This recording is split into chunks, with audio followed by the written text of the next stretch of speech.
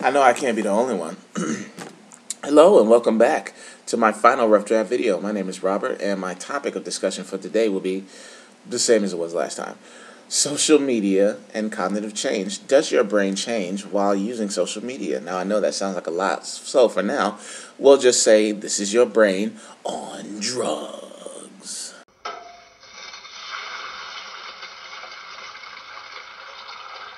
This is your brain on drugs. Now, let's talk about some basics in the brain. The part of the brain that we'll be discussing is the limbic system, and the limbic system houses the hypothalamus, the hippocampus, and the amygdala. So, the hypothalamus regulates bodily functions and balances chemicals and hormones. So, for example, if you find yourself ever been out of shape or hangry or sleep deprived because you've been working and concentrating trying to finish a certain project, you have your hypothalamus to thank for regulating those signals and sending them out to the rest of your brain. The hippocampus takes care of short-term and long-term moods, thoughts, and memories, and the amygdala handles fear and excitement, and it stimulates that fight or flight sensation that we've all felt and acted on, at least at some point or another. Now, another area that we'll be discussing is the prefrontal cortex, where learning and addiction are present, which are also the bread and butter of learning and memory. Now, for those of you who are wondering,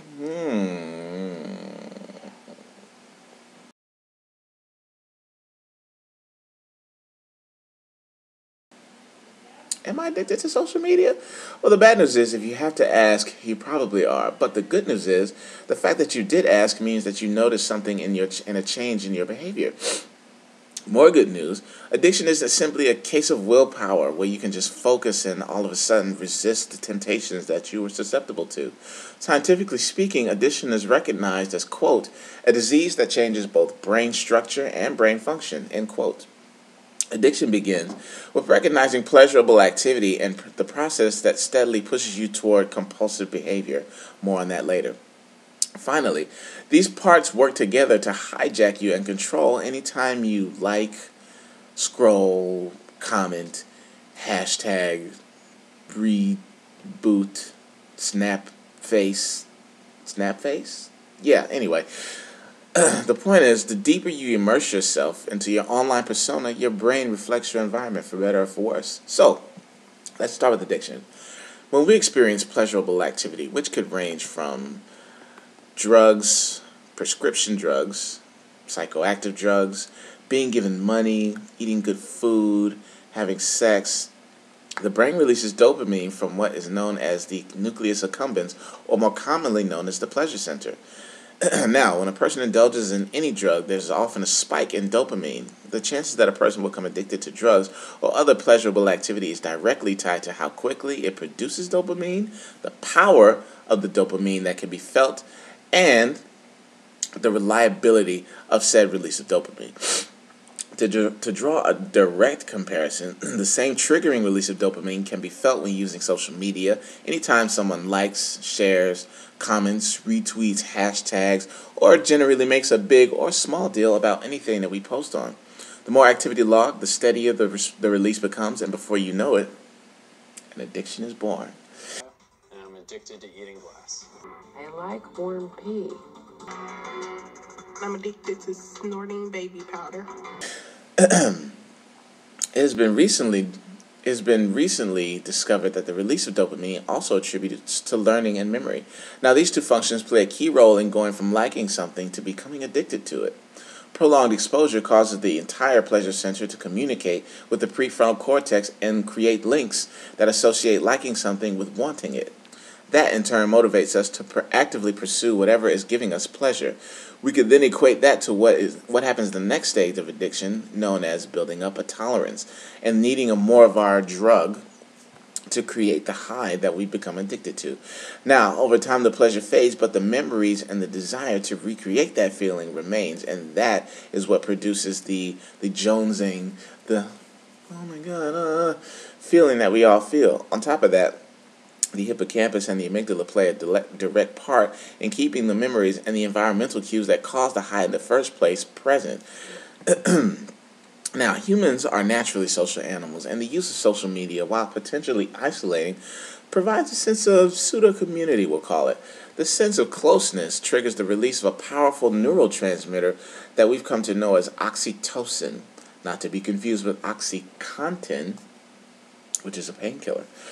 Scientists call it the trust chemical, which is largely accurate.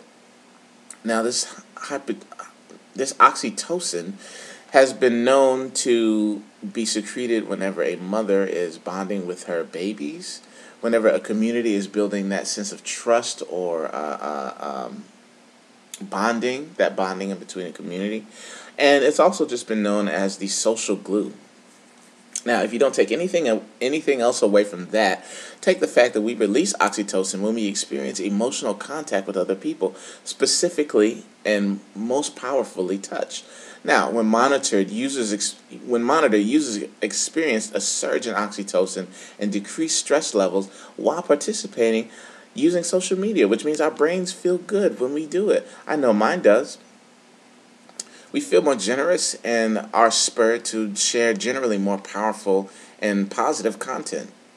Now, I myself personally am a bit of a junkie. I don't have a problem admitting that. And it's so severe, in fact, that even when I log into BlazeView to check my classes, I'm just slightly and just a little bit disappointed whenever I don't have any notifications. Now, I know that's, standard. We're not supposed to be checking for notifications, but it's set up in a way that is reminiscent, or I guess built off of the skeleton of social media, to where you have your notifications at the top of the page, and then you have your news feed, so to speak, of all the assignments. So, arguments have been made that since we have become so accustomed to interacting and receiving casual, non-threatening feedback, we're building ourselves solely around the opinions of others. And this leads to a fundamental question: with social media opening new pathways and enabling new ways for us to multitask, which has come under a bit of scrutiny, multitasking, are we able to actually focus on what we need, and does that help us at all? In the arena of multitasking, your brain struggles with too many things. So when people say, "I'm good at multitasking," but you're on social media, it's kind of an oxymoron, because while you might be bouncing back and forth between apps or studying or talking on the phone or text messaging, it's really just bouncing back and forth. You're not really retaining anything that you read, or you're not really remembering or doing anything. I won't say you're not doing anything important, but you're not retaining anything. That activity of multitasking is just you not giving your brain time to really settle on anything, which ultimately can be more detrimental. So, moving on to our next section, when we talk about the widespread adaptation of social media, we tend to only focus on the younger crowds because, well, that's who technology is geared towards. I don't think anyone would disagree with that. By now, we've established the fact that changes are happening cognitively, and in addition to addiction, try saying that 3 times fast, there are also mood changes, emotional instability, social pain, multitasking mania, which I just talked about briefly. Now, when breaking down the age groups, starting with the teenagers, while they may be the most active crowd out there, they're not the most developed. They are prone to like and comment, reshare, all of that, only if they find that a good deal of people have supported it previously before. They're not willing to usually throw their seal or stamp of approval on something right away that doesn't really have a whole lot of support behind it.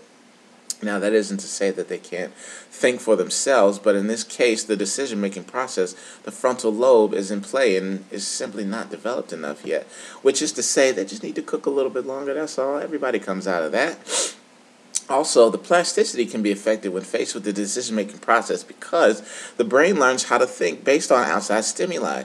When we experience or do new things, new connections and pathways between neurons are set up, and that gets coded into our brains. We're basically teaching ourselves how to think based on what we interact with, and that, unfortunately, or fortunately, depending on your point of view, is largely technological.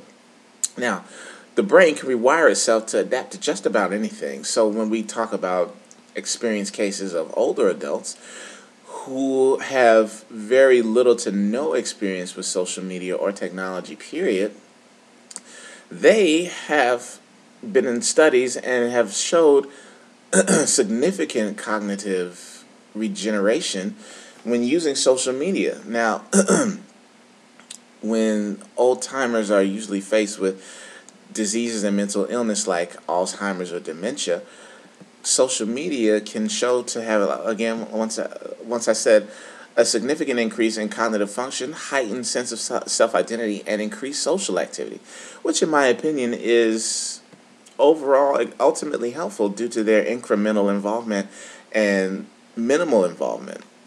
So that just leaves us, the poor middle children, the 30-somethings and 40-somethings.